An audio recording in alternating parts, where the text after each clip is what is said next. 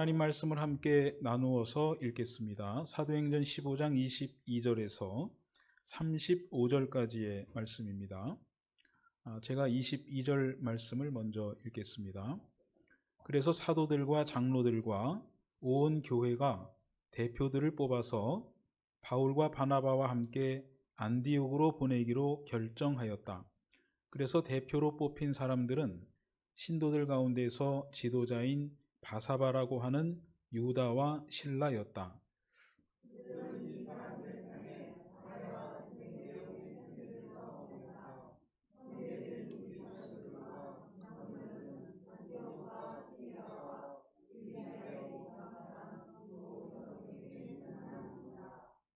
그런데 우리 가운데 몇몇 사람이 여러분에게로 가서 우리가 시키지 않은 여러 가지 말로 여러분을 혼란에 빠뜨리고 여러분의 마음을 어지럽게 하였다는 소식을 들었습니다.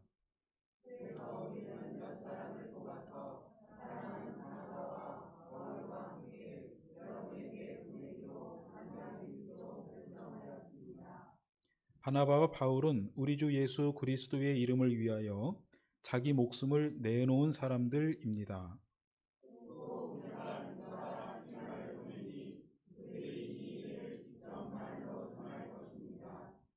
성령과 우리는 꼭 필요한 다음 몇 가지밖에는 더 이상 아무 무거운 짐도 여러분에게 지우지 않기로 하였습니다.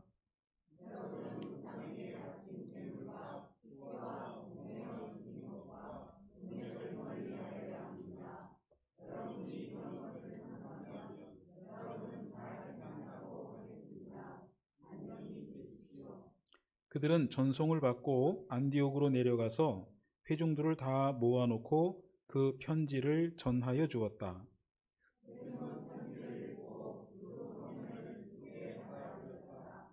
유다와 실라도 예언자이므로 여러 말로 신도들을 격려하고 굳세게 하여 주었다.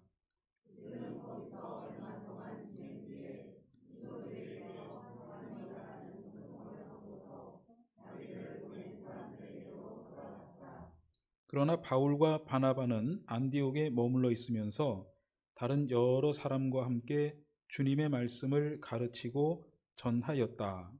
아멘. 지난주에 생각한 대로 그 말씀의 연장이 되는 그런 내용이 오늘 여러분들과 함께 나눌 그런 내용입니다. 사도행전 15장 1절, 2절에 보면 오늘 이렇게 내용이 진행되어지는 원인이 1절, 2절에 잘 기록이 되어져 있는데요. 몇몇 사람이 유대에서 와가지고 이방인 신도들한테 이렇게 가르쳤다는 거죠. 지난주에 우리가 말씀 나눈 거를 여러분들이 아주 세세하게 기억하고 있으리라고는 제가 생각하지 않습니다. 그래서 확인하는 차원에서 한 번 더 말씀을 드리는데, 예루살렘에서 안디옥 교회로 와가지고 예루살렘 유대인 그리스도인들이 이런 얘기를 했다는 거예요. 몇몇 사람이 유대에서 내려와서 이렇게 신도들을 가르쳤다. 뭐라고 이 얘기했냐면, 여러분이 모세의 관례대로 할례를 받지 않으면 구원을 얻을 수가 없습니다. 이렇게 얘기를 했다는 거예요. 근데 이거는 유대인들한테는 잘 적용이 되는 얘기인데 이방인들한테는 적용이 안 되는 얘기다. 그렇게 제가 지난주에 정리를 해드렸습니다. 유대인들은 할례라고 하는 전통을 모세 이후로 잘 지켜가지고 오면서 민족적인 관습이 됐는데, 이런 관습을 전혀 모르는 이방 지역의 사람들은 자기들이 살아온 방식으로 복음의 옷을 입고 믿음의 길을 걸어가고 있었던 거거든요. 그러니까 다른 사람의 삶의 방식을 잘 인정해 줄 수 있는 넉넉함을 가지고 있지 못하는, 그러나 열정은 대단한 유대인들이 자기들이 이방인들에게도 자기들의 관습을 이야기해 주어 가지고 그들의 생활을 바꿔주는 게 하나님의 뜻이다 라고 하는 상당히 일방적이고 지금 와서 보니 배타적인 믿음의 열정을 가지고 이방인들에게 그렇게 이야기를 했다는 거예요. 그런데 이게 이제 예루살렘 교회 그리고 이방 지역의 교회와 갈등의 요인이 됐다, 이런 겁니다.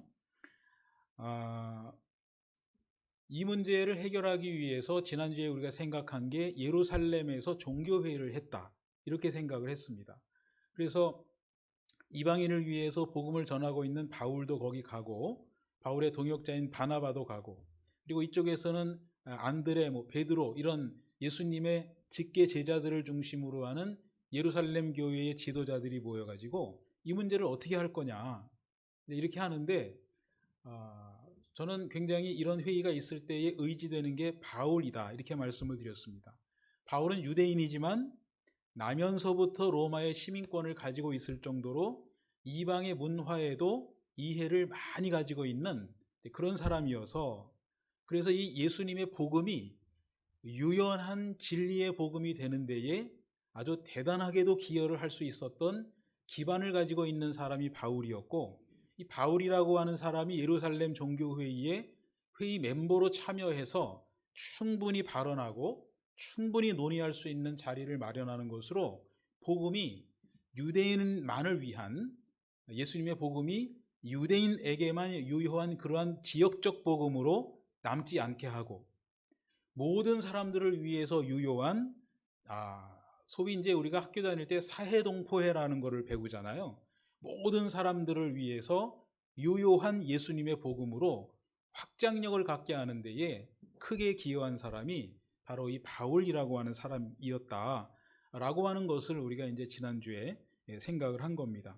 자꾸만 반복해서 우리가 생각하는 대로 이렇게 이 이방 지역의 교회와 유대인 중심의 그리스도인들이 갈등하게 하는 아주 구체적이고 실질적인 요인이 뭐냐면, 갈등의 원인이 뭐였냐면 할례 문제였습니다.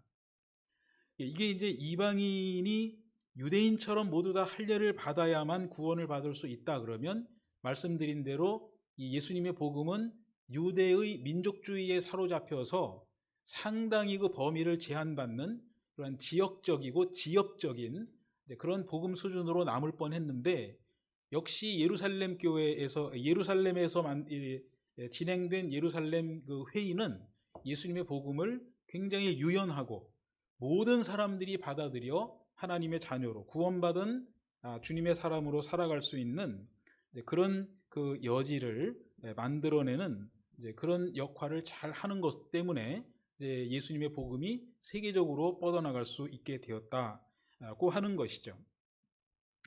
그래서 여러분, 우리가 이 대목에서는 어떤 내용을 하나 생각을 할 수가 있느냐면요, 우리가 이제 어떤 식으로든지 교회에 가면 머릿속에 가지고 있었던 그 교회 공동체라고 하는 거에 대한 아름다운 상상, 이걸 가지고 교회에 참여하게 되죠. 교회 공동체의 일원이 되고, 거기서 1년 정도, 5년 정도, 10년 정도 생활을 하고 나면서 이제 점점 의사를 결정하는 구조에 내가 들어가게 됐을 때, 내가 맨 처음에 교회에 오면서 머릿속에 그렸던 그 교회의 순수함, 순결함, 이런 것들이 자꾸 깨져나가는 경험을 하고, 그러면서 교회에 대해서 실망하게 됩니다. 이게 이제 보편적인 겁니다. 왜냐하면 문제가 없는 교회는 하나도 없습니다. 우리가 성경 보고 서로 사랑해라, 원수도 사랑해라, 오른뺨을 때리면 왼뺨도 돌려대라, 이런 거를 100% 순수하게 왜곡되지 않은 의미 말고 왜곡되지 않은 의미로 잘 적용하면서 교회를 꾸려가는 교회는 한 군데도 없습니다. 저도 꽤나 많은 교회를 경험했는데요, 제가 이렇게 목회를 하고 있는 우리 교회도 문제는 있습니다. 근데 저는 그거를 문제라고 보지 않습니다. 저는 문제가 없는 교회가 이상한 교회라고 생각을 합니다. 사람들이 모여들면 문제는 반드시 있습니다. 그런 의미에서 이방인 교회와 예루살렘 교회가 할례 문제를 가지고 갈등하는 것은 어쩌면 당연한 것이다. 각기 다른 시간과 공간을 살았던 두 그룹의 사람들이 모여서 뜻을 맞추려 하니, 각기 살아온 삶의 방식이 다르니 이걸 조정하고 통합하고 공감해야 하는 과정으로서의 문제가 발생하는 시간은 반드시 필요하다, 이렇게 보는 거죠. 그런데 정말 문제가 되는 건 뭐냐면요, 그 문제를 해결할 수 있는 문제 해결 방식을 못 가지고 있는 교회들이 문제가 되는 겁니다. 문제 자체가 있는 건 상관이 없습니다.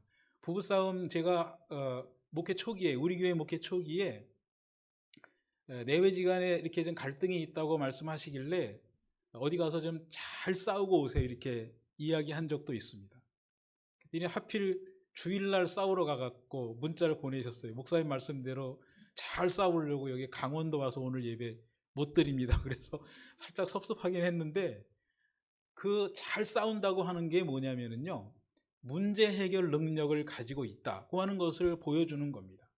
그 내외지간의 아주 선한 싸움, 의도가 좋은 잘 싸움은 그게 바로 문제 해결 방식이 돼서 각기 다른 여러 가지 삶의 양식을 가지고 있는 사람들이 통합된 삶의 생활을 해 나갈 수 있는 그런 지경으로 나아가게 하는 과정이기 때문에 교회 공동체도 마찬가지라고 보는 거죠. 문제가 없는 교회가 어디 있어요? 사람들이 모이면 다 문제가 있죠. 50명 모여 있으면 50명의 개성이 모여 있는 건데, 그 50명의 개성이 당연히 부딪히는 게 상식이라고 저는 생각을 합니다. 중요한 것은 이렇게 계속해서 과정을 통해서 유연하게 다듬어진 복음에 노출된 우리로서는 이 복음이 우리를 만들어주는 유연함, 너그러움, 이런 것들로 자기 내면을 잘 채워서 어떻게 하면 우리가 이 갈등을 가능하게 하는 원인을 알아차리고 이 문제를 잘 풀어서 함께 살아갈 수 있는, 이 문제가 해결되는 꾸준한 과정 중에 있는 공동체로서의 교회 공동체의 일원으로 살아갈 수 있을 것인가 라고 하는 것에 관한 지혜를 우리가 이 예루살렘 교회의 회의에서 얻을 수가 있겠다고 하는 것입니다. 합의가 됐습니다. 그래서 24절과 28절에서 뭐라고 지금 이 회의의 결과를 이야기하고 있냐면요, 안디옥 교회를 향해서 편지를 쓰기로 했습니다. 안디옥 교회는 예루살렘 교회에서 온 사람들이 네 할례 안 받으면 구원 못 받는 거야 이렇게 딱 못 박아놨다는 상황이었잖아요. 근데 이 상황을 상쇄시키기 위한 편지를 예루살렘 회의 마치고 쓴 다음에 이걸 이제 파송하는 사람들을 통해서 안디옥 교회에 전해주는 겁니다. 어떤 내용이냐면요, 24절에서는 이렇게 이야기를 합니다. 우리가 시키지 않은 여러 가지 말로 여러분을 혼란에 빠뜨리고 여러분의 마음을 어지럽게 하였다는 소식을 들었습니다. 이런 이야기를 먼저 하고요. 그리고 28절에 가면 성령과 우리는 꼭 필요한 다음 몇 가지 밖에는 더 이상 아무 무거운 짐도 여러분에게 지우지 않기로 하였습니다. 이렇게 편지를 써서 보냅니다. 근데 여기서 더 이상 아무 무거운 짐도 라고 하는 것에 관한 구체적인 내용이 뭐냐면, 이제 우리는 더 이상 여러분들에게 우리의 민족적 관습인 할례 문제를 제기하지 않기로 했습니다 라고 하는 겁니다. 뒤에도 이야기를 하겠지만 이렇게 자기를 부정하는 사람이 다른 사람과 공감할 수 있는 자리로 나아갑니다. 제가 이제 상담도 공부했다고 하는 것을 우리 식구들이 아시니까 상담을 받으러 오는 사람이 개선될 가능성을 가지고 있는 겁니다. 물론 상담에 참여하는 과정도 굉장히 중요한데요, 일단 나는 상담을 받을 필요가 전혀 없어 라고 하는 자기 생각을 가지고 있는 분은 일단 개선될 가능성이 없는 걸로 보이는 겁니다.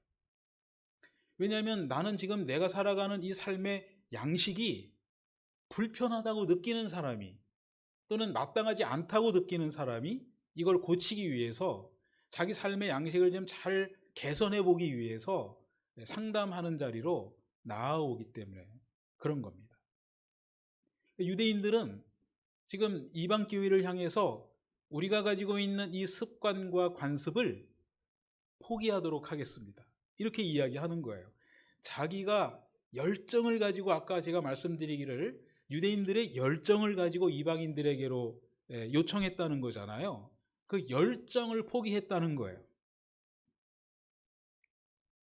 우리가 살아오는 삶의 현재의 상황을 가만히 살펴보면 이 사람이 과거에 무슨 생각을 하면서 살았는지는 어지간히 알아낼 수 있는 단서들이 현재의 삶에 다 담겨져 있죠.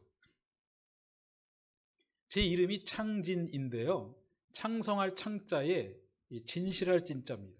아마 저희 아버지가 제 이름 지으실 때 정말 진실하게 큰 사람 되라, 뭐 그런 의미로 이름을 지어 놓으셨던 것 같아요. 이름만 잘 살펴봐도 나를 낳아주신 부모님이 나에 대해서 어떤 기대를 가지고 있는지를 알 수가 있죠. 이거는 여러분 웃자고 하는 이야기인데요. 옛날에 이제 여성의 이름 뒤에 자자로 많이 돌렸잖아요. 그런데 말자 이런 이름이 있으면 그걸 잘 살펴보면 이제 고만 낳자는 거잖아요. 옛날에 그 가부장제 남성 중심적 사회에서 딸은 고만 낳자 뭐 이런 의미로도 이름을 지었다고 하는 이야기를 우리가 들을 수가 있죠. 유대인 그리스도인들은 자기들이 가지고 있는 그 열정 어린 생각을 포기하고 이방인 그리스도인들과의 화해와 일치를 잘 만들어 나가는 그런 지혜로움을 오늘 본문에서 보이고 있는 겁니다. 여러분, 우리가 믿음의 길을 걸어가면서 이 예수님의 복음을 통해서 우리들이 마음속에 잘 받아내야 하는 중요한 몇 가지 중에 하나가 뭐냐면요, 선이해의 극복입니다. 이미 알고 있기 때문에 이 알고 있는 사람들의 생각을 바꿔내는 일이 굉장히 어렵습니다. 하얀 도화지에는 그림 그리기가 참 좋은데요, 이미 그림이 그려져 있는 도화지에는 그 그림을 지우는 작업을 해야 하는 이 선결적 과정이 더 있어야 되기 때문에 손이 더 많이 가는 거죠. 그래서 중요한 것은 전 이해를 가지고 있으면 새로운 이 생각을 받아들이는 일이 수월한 경우도 있지만, 전 이해를 가지고 있기 때문에 새로운 생각을 받아들이는 일이 상당히 어려운 그런 경험도 우리가 할 수 있겠다고 하는 것이죠. 예수님의 복음은 우리에게 유연성을 주고요, 예수님의 복음은 우리에게 많은 사람들과 함께 살아갈 수 있는 너그러움도 제공해 준다고 하는 이 복음의 속성에 최적화된 그리스도인의 삶을 살아가려면 내가 가지고 있는 전 이해가 과연 예수님의 이 유연하고 폭넓은 복음을 잘 받아들이기에 잘 가다듬어져 있는 전 이해인지, 아니면 내가 아는 만큼만 받아들이도록 하는 걸림돌로 작용하는 전 이해인지를 우리가 자기의 마음을 이렇게 펼쳐놓고 꼼꼼하게, 과연 내가 믿음의 길을 걸어가는데 더 확장해 나가는 이 일에 걸림돌로 작동하는 내 마음의 요인들은 뭐가 있는지를 한번 잘 살펴보실 필요가 있겠습니다. 하나님은 이렇게 믿음의 길을 걸어가는 우리들에게 단 1회적으로 새로운 생각을 받아들이게 하는 경우보다는 꾸준히 우리에게 은혜를 베풀어 주시면서, 이걸 우리가 선제적 은총 그렇게 하거든요. 날마다 우리에게 은혜를 베풀어 주시면서 꾸준히 성장해 나가는 그리스도인의 여정을 걸어가도록 그렇게 이끌어 주시는 분이시다. 유대인들이 이방인들에게 자기들이 가지고 있는 이 열정의 어린 전통을 포기하는 것이 그 이전 단계가 없이 예루살렘 회의에서 딱 결정된 상황은 아니라고 하는 것 때문에 그렇습니다. 왜냐하면 베드로만 봐도 이미 이 사도행전에서 베드로는 하늘에서 보따리가 내려오고요, 그리고 레위기 법전이 금하고 있는 먹어서는 안 되는 부정한 벌레들 음식들이 그 보자기에 가득 있었고, 그리고 베드로가 그러죠. 아유, 전 이 부정한 거 못 먹습니다. 이렇게 하니까 하나님이 뭐라고 대답하세요? 내가 깨끗하다고 그러는데 왜 네가 부정하다고 그러냐? 이 얘기는 하나님에 관한 우리의 삶에 관한 하나님의 주권, 이런 것도 우리가 생각할 수 있는 그런 여지가 되는 것이거든요. 캄보디아나 베트남에 가면 그쪽 분들은 단백질을 섭취하기 위해서 나무를 이렇게 두들겨 가지고 거기에서 나오는 그 애벌레를 먹는다고 그러죠. 어떻게 좀 생으로 잡숴보실 여지가 있으시겠어요? 저는 기회가 되면 한번 좀 먹어보고 싶은 생각이 있긴 있어요. 저도 자신은 없는데. 왜 그러냐면 그것은 베트남과 캄보디아의 삶을 이해할 수 있는 이해의 폭을 넓히는 데에 상당히 중요한 시그널이 될 수 있다고 하는 것 때문에 그렇습니다. 우리 이웃들이 살아가는 삶의 방식을 한번 경험해 봄으로써 지금까지는 함께 살아가기 어려웠던 이들과 같이 살아갈 수 있는 여지를 마련할 수 있다고 하는 것에서 그런 시도를 우리가 한번 해볼 필요가 있다고 하는 것이죠. 베드로는 철저하게 유대인입니다. 그래서 이 사람들은 태어날 때부터 엄청난 신앙교육을 받죠. 여러분들 잘 아시는 대로. 그리고 레위기 법전은 정결법전, 그래서 돼지고기, 메기고기, 말고기 이런 거 먹지 않습니다. 베드로가 환상에서 본 그 보재기 안에는 그런 음식들로 가득 찬 거예요. 그리고 그걸 제공해 주시는 하나님이 뭐라고 그러시냐면, 내가 깨끗하다고 그랬는데 왜 네가 더럽다고 그래? 굉장히 중요한 얘기예요. 우리가 성경을 본질적으로 읽어나가지 않고 우리가 살아온 시간과 공간에서 획득한 가치를 가지고 거꾸로 성경이 우리에게 제공해주고 있는 가치를 규정하고 제한하는 오를 범하면서 지금 우리는 믿음의 길을 걸어가고 있어요. 그렇게 하다 보니까 굉장히 배타적이 되게 되고요. 우리보다 더 폭넓은 사고에 익숙해져 있는 교회 밖의 사람들하고 공감을 못 만들어 나가는, 복음의 능력을 우리가 제한하고 우리끼리 좋아하는 복음에 이렇게 자기 만족하고 있는 그런 지경을 우리가 경험할 수 있기 때문에 그렇습니다. 그래서 여러분, 때때로는요, 우리가 좀 자기를 낯설게 하는 작업을 꾸준히 해나갈 필요가 있습니다. 저도 그걸 굉장히 이제 못하는데요. 저는 휴대폰을 계속 그 삼성 제품을 쓰거든요. 왜냐하면 처음에는 이 자판도 달랐죠. 지금은 이렇게 선택할 수 있는데, 이전에는 LG 거 쓰면 자판이 다 달라서 이걸 배우기가 저는 사실 귀찮았습니다. 지금은 이제 이걸 선택할 수 있는데, 어느 날 우리 교회에서 우리 지방의 젊은 목사님들하고 이렇게 밥을 먹고, 카페 가서 안 먹고 그냥 요즘은 저희 1층에 와서 차를 마시거든요. 차를 마시면서 어떻게 하다 보니까 모든 휴대폰이 다 이렇게 탁자 위에 놓여 있게 됐는데, 눈매무새가 있는 후배 목사님 한 분이 우린 다 아이폰인데 목사님만 갤럭시네요 이러시는 거예요. 그래서 제가 대답했습니다. 아이폰이 난 너무 불편해. 아이폰 쓰려면 아이디 등록해야 되고, 그러면 아이패드 뭐고 다 연동이 돼가지고 나중에 또 이걸 풀으려니 너무 힘들고, 그래서 난 그냥 심플한 거 쓰고 싶어. 그랬더니 뭐라 그러냐면요, 그런데 목사님은 그게 익숙해지고 나면 아이폰만이 제공하는 독특한 기능을 목사님이 쓰실 수 있습니다. 그 작업을 안 하시면 이 아이폰이 제공하는 이 기능을 목사님은 못 씁니다. 그러면 우리하고 못 놉니다. 그러는 거예요. 왜냐하면 자기들은 다 아이폰인데 저만 갤럭시니까 같이 못 논다는 거예요. 전 낯선 자리로 가는 게 이제는 좀 힘들어요. 제가 이래봬도 젊었을 땐 얼리 어답터였는데요. 제가 286 때부터 컴퓨터를 사가지고 486 펜티엄까지는 저희 아이들 컴퓨터도 다 만들어줬는데요. 어제도 뭐가 안 되는 거를 혼자 해결하지 못하고 아드님 제 방으로 좀 와보세요. 그래서 청년의 도움을 받고 살아가는 그런 세대가 이제 된 거예요. 우리가 믿음을 가지고 그리스도인의 여정을 잘 걸어간다고 하는 거는요, 날마다 자기를 낯선 자리로 집어넣는 거예요. 어저께 살아간 그 방식이 오늘도 유효하리라고 하는 보장이 없어요. 오늘 내가 가지고 살아가는 이 삶의 방식이 내일도 여전히 그렇게 살아서 유효할 거라고 하는 보장이 이제는 없는 시절이 됐습니다. 그래서 꾸준히 자기를 검증하고 꾸준히 자기를 보살펴보고 낯선 자리로 자기를 데리고 가는, 저는 정말 빨래를 하고 싶거든요. 저는 세탁기를 돌리고 싶어요. 제가 결혼할 때 샀던 세탁기가 한쪽엔 세탁통이 있고 한쪽엔 짤순이가 있는 반자동 세탁기이었는데요. 제가 그거 잘 돌렸었거든요. 지금은 우리 집에 그 전자동 세탁기가 있는데요. 전원이 어디 있는지를 잘 모르겠어요. 낯선 데로 그 분야에선 가보지를 않은 거예요. 너무 오래도록 세탁기를 만져본 일이 없는 거예요. 그러니 그 새로운 지경으로 갈 재간이 없는 거죠. 우리가 믿음을 가지고 살아간다고 하는 것은 그런 겁니다.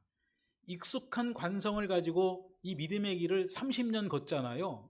그러면 우리가 어떤 경험을 하게 되냐면 딱딱하게 굳어가지고 화석화되어 있는 예수를 믿는 그 말도 안 되는 지경에 우리가 나아가게 되는 거예요. 여러분, 탁발성단이라고 들어보셨나요? 중세의 수도사였던 프란시스가 꾸려냈던 성단입니다. 이게 지금 스님들이요, 바랑을 메고 목탁을 들고 가게를 다니면서 탁발하는 그 양식과 거의 비슷한 그런 식의 수행 방법이라고 하는 것을 어떻게 수용하시겠어요? 다른 종교에서 하고 있는 거니까 우리는 과거에 우리의 전통이었던 것들을 버릴 거야, 이렇게 하실 건가요?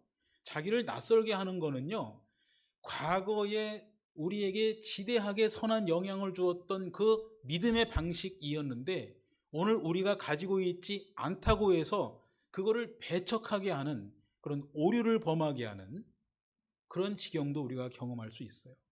그래서 열심히 공부하고, 말씀드리는 대로 지식이 있는 믿음의 열정을 가지고 이 믿음길을 잘 걸어가실 때에 이게 어리석음을 범하지 않는 총명한 믿음의 사람들이 될 수 있겠다고 하는 것이죠. 그래서 여러분, 관성을 좀 극복하실 필요가 있어요. 우리가 너무 자기중심적으로 믿음의 길을 걸었던 것도 있고, 너무 하나님 앞에 내 욕심을 많이 이야기했던 그런 경험도 있고, 그런데 예수님이 이 땅에 오셔가지고 이사야서를 인용하시면서 자신이 살아가야 할 삶의 방향에 대해서 이렇게 고백을 하고 있는데요. 누가복음 4장 18절 이하에 보면 이렇게 이사야서를 인용하면서 예수님이 이런 고백을 합니다. 주의 영이 내게 내리셨다. 주님께서 내게 기름을 부으셔서 가난한 사람에게 기쁜 소식을 전하게 하셨다. 주님께서 나를 보내셔서 포로된 사람들에게 해방을 선포하고 눈먼 사람들에게는 눈뜸을 선포하고 억눌린 사람들을 풀어주고 주님의 은혜의 해를 선포하게 하셨다.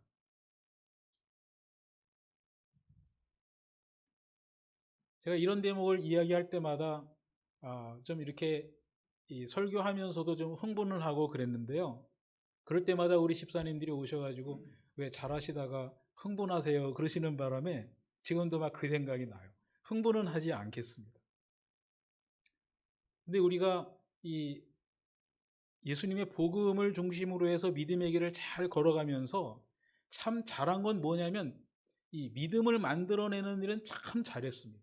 모이는 거 열심히 했고요. 그동안에 기도도 많이 했고 방언도 많이 했고 공중부양도 하고 뭐 입신도 하고 그런 쪽으로는 열심히 했는데 그런 식의 신앙적 경험을 가지고 우리 사회의 한 중심으로 쑥 들어가 가지고 거기에서 지금 예수님이 이야기하고 있는 이 포로된 사람들, 눈이 멀어서 진실을 보지 못하는 사람들, 억눌려 살아가는 사람들을 위해서 구체적인 실천을 하는 그리스도인으로는 우리가 잘 살아내지를 못했다.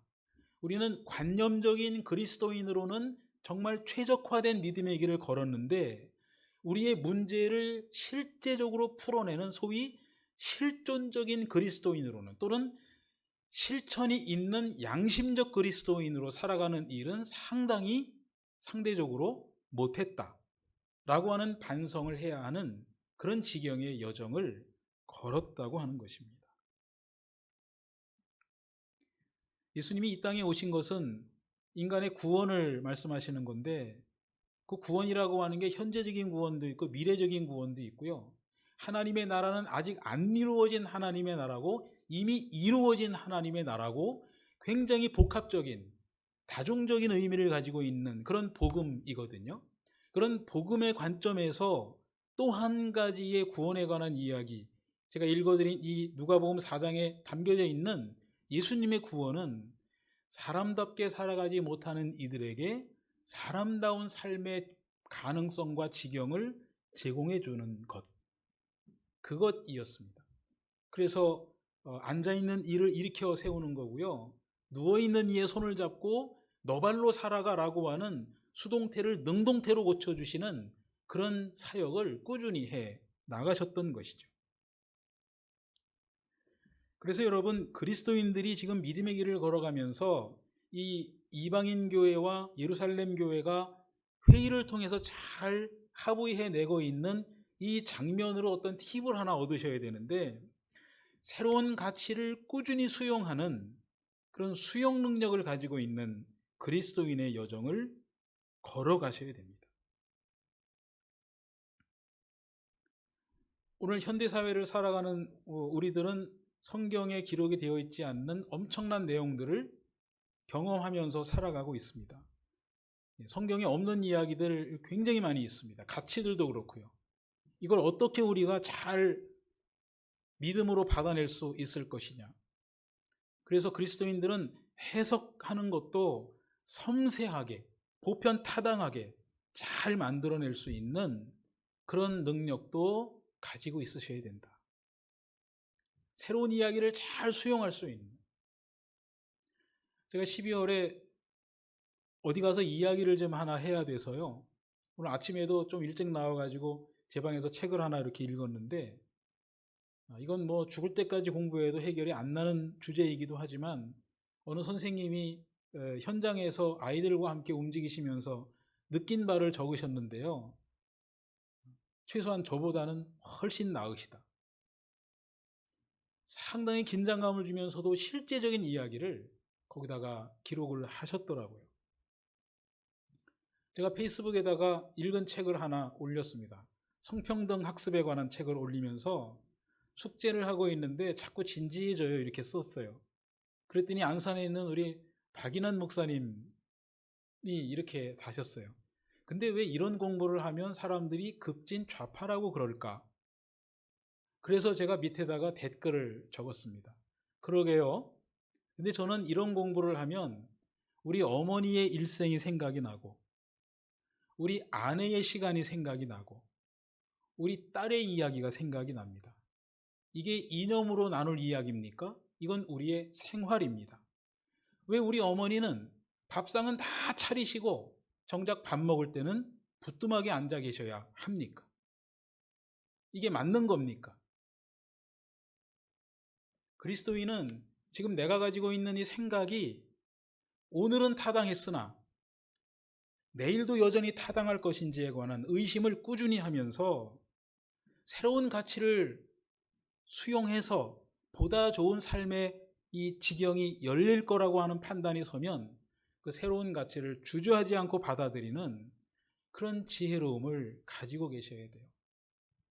그래서 여러분, 우리는 어쨌든 예수님을 믿고 이 믿음의 공동체에 소속이 돼서 믿음의 여정을 통해서 이러한 지평을 확장해 나가는 그런 과정에 속한 사람들이잖아요. 그래서 여러분, 제가 현장 목회자로서 제안을 하나 드립니다. 예배를 잘 드리셔야 됩니다.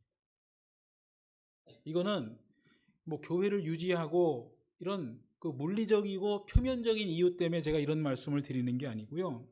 예배라고 하는 것은 물론 궁극적으로는 우리가 하나님에게 영광을 돌린다고 하는 근본적인 과제가 있지만, 그 과제와 더불어서 예배를 통해서 우리가 누릴 수 있는 아주 좋은 효과들이 있는데요. 예배를 통해서 그리스도인은 자기를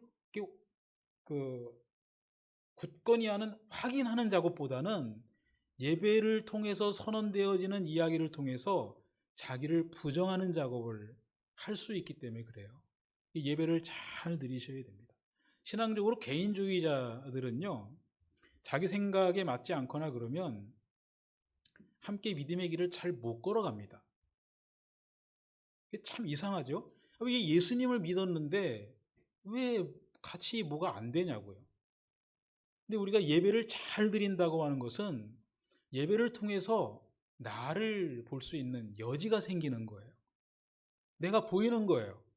내가 저 말씀이라고 하는 거울에 나를 비추어 보았더니 이 단추가 좀 잘못 채워져 있었구나. 이런 부분에서 내가 생각이 조금 부족한 부분이 있었구나 하고 이렇게 자기를 보는 거죠. 여러분, 우리가 예배 시간에 찬송을 부르잖아요. 우리가 노래를 잘 부르려고 예배에 나오고 성가대를 하고 그러는 건 아니잖아요. 노래를 잘 부르는 것은 화해와 협력을 만들기 위함입니다. 합창은요, 자기 목소리를 제어해서 다른 사람들하고 조화를 만드는 작업입니다. 그래서 우리는 노래를 불러요. 심지어 그 종교개혁가인 그 보네포 목사님이 그랬나요? 이 노래 부를 때 그 테너 이런 거 하지 말라고 그래요. 그냥 그 멜로디로만 노래를 부르다는 제언도 있었는데, 왜 그러냐면 테너 하는 사람들, 뭐 이런 사람들은 자기를 드러내려고 노래를 부른다는 경험을 했나 봐요. 보네포 목사님이. 근데 사실은 의도가 좋으면 뭐 사부든 이렇게 노래를 불러서 노래를 잘하는 것은 자기 목소리를 절제하고 다른 이의 목소리와 조화를 만들어서 전체의 화해와 일치를 만들기 위한 작업으로 우리는 노래를 부르는 것이거든요. 더 많이 사랑하면서 살아가기를 바라는 사람들은 예배를 통한 자기부정 작업을 잘 해나갑니다. 일주일 동안 좀 엉망으로 살았는데 예배를 딱 드렸더니 엉망이 아니었네 이렇게 확신하고 가버리면 그건 답이 없어요. 예배를 통해서 지난주에는 이런 부분은 잘 했지만 이런 부분은 좀 부족함이 있었구나 라고 하는 거를 스스로 느끼고 돌아가면 그 삶에 향상이 있지 않겠습니까? 갈라디아서 2장 20절에서 바울은 그래서 이런 이야기를 합니다. 나는 그리스도와 함께 십자가에 못 박혔습니다. 이제 살고 있는 것은 내가 아닙니다. 그리스도께서 내 안에 살고 계십니다. 내가 지금 육신 안에서 살고 있는 것은 나를 사랑하셔서 나를 위하여 자기 몸을 내어주신 하나님의 아들을 믿는 그 믿음 안에서 살아가고 있습니다. 갈라디아서 2장 20절이거든요. 많이 읽으셨을 텐데 오늘 이렇게 제가 한번 읽어드렸으니 오늘은 이 말씀이 여러분들의 삶을 가능하게 하는 살아 움직이는 하나님의 말씀으로 잘 받아들여지기를 소망합니다. 이게 감격이 있는 예배를 드리는 그리스도인의 모습입니다. 자꾸만 예배를 통해서 자기가 부정되어지고 내 안에 살아계시는 그리스도의 뜻에 의해서 내 발걸음이 옮겨져 갈 때, 그때에 우리는 예배를 드리는 감동을 느끼는 거예요. 책을 읽다가 우는 사람이 감격스러워서 그 눈물이 이해가 되는 지경으로 우리가 점프업하게 되는 것이죠. 이 감사절에 이 절기에 담겨져 있는 뜻도 참 소중하지요. 감사의 노래를 부르면서 살아가는 사람이 가장 높은 인격의 지점에 다다른 사람이다 라고 하는 어느 설교자의 이야기도 있었습니다. 이런 지경의 삶으로 여러분들이 잘 나아가시려면 감격이 있는 예배를 통해서 꾸준한 자기부정과 새로운 가치를 수용하는 그런 유연한 그리스도인의 지경으로 나아가는 발걸음을 멈추지 않으셔야 되겠다. 모쪼록 감사의 노래를 부르고 평화를 누리게 하시는 하나님의 은총이 여러분들 위해 가득하시기를 축복해 드립니다. 추수 감사주일을 저희들에게 허락해 주시고 하나님 앞에 감사의 노래를 불러드리게 하시니 주님께 감사와 찬송과 영광을 돌려드립니다. 성숙한 그리스도인 되기 위해서 우리 안에 어떤 타당하지 않은 관성이 작동하고 있는지를 날마다 마음을 열고 살펴보는 지혜가 있는 저희들 되게 하여 주시고, 그렇게 우리를 성찰하다가 부족한 부분이 보이거든 하나님의 도우심으로 그 부족한 부분을 잘 채워가며 그렇게 보편 타당하고 너그럽고 자비로운 그리스도인으로 발걸음 잘 해나가는 예배하는 우리 산돌교회 복된 성도들이 될 수 있도록 주님께서 우리와 함께하여 주시고 성령께서 동행하여 주시기를 간구합니다. 예수 그리스도의 은혜와 하나님의 한이 없으신 사랑하심과 성령의 돌보시고 동행하여 주시는 은총이 오늘 예배드리며 더욱더 폭넓고 넉넉한 그리스도인으로 거듭나기 위해서 그렇게 예배에 참여하며 믿음길 걸어가기로 마음 정하는 모든 성도들 머리 위에 지금부터 영원토록 함께하여 주시기를 간절히 축원합니다. 아멘.